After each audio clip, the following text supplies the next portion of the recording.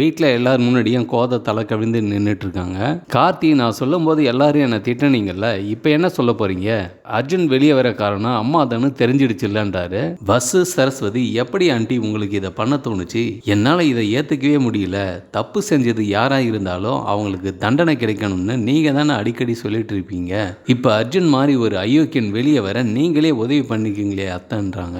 நடேசன், இது எனக்கு முன்னாடியே தெரியும். கொஞ்ச நாளாவே கோதை எதையோ என்கிட்ட மறைக்க தோணுச்சு. அப்புறம் அவளை கூட்டு கேட்டப்போ உண்மையை ஒத்துக்கிட்டா.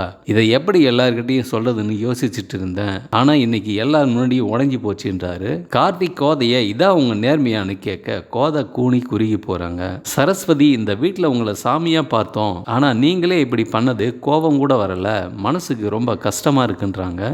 கார்த்தி தமிழ்கிட்ட, அம்மாவை முழுசா நம்பினீங்கல்ல, இப்ப பாருங்க அவங்க மேல கோபம் வரலையான்னு கேட்க, தமிழ், இது நம்ம அம்மாடா, அவங்க மேல எப்படிடா கோவப்பட முடியும்? உங்க எல்லாருக்கும் அப்படி செஞ்சது தப்பு தான் தோணுது. ஆனா எனக்கு அதுக்கு பின்னாடி இருக்கிற நியாயத்தை புரிஞ்சிக்க முடியுது. கெட்டது பண்ணவங்களுக்கு நானும் கெட்டது தான் பண்ணுவேங்கிறது சாதாரண மனுஷங்க.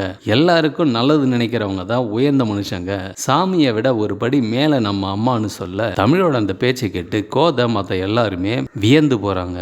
கோதையோட மனசு பாரம் கரைஞ்சி தமிழை கட்டிப்பிடிச்சு அழுதுட்டு, எப்படிடா இப்ப கூட உனக்கு என்னை மன்னிக்க தோணுது? எத்தனையோ தடவை நான் உன்னை காயப்படுத்திருக்கேன். கண்டவன் பேச்சை கேட்டு நான் உன்னை சந்தேகப்பட்டிருக்கிறேன். அதெல்லாம் கூட நீ என்னை மன்னிச்சிருக்க.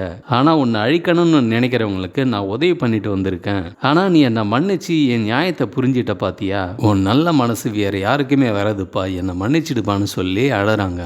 அப்புறம் நடேசன், வசு, சரஸ்வதி எல்லாரும் கோதைகிட்ட, நாங்க உங்களோட மனசை சரியா புரிஞ்சிக்கல, எங்களை மன்னிச்சிடுங்கன்னு சாரி கேட்குறாங்க.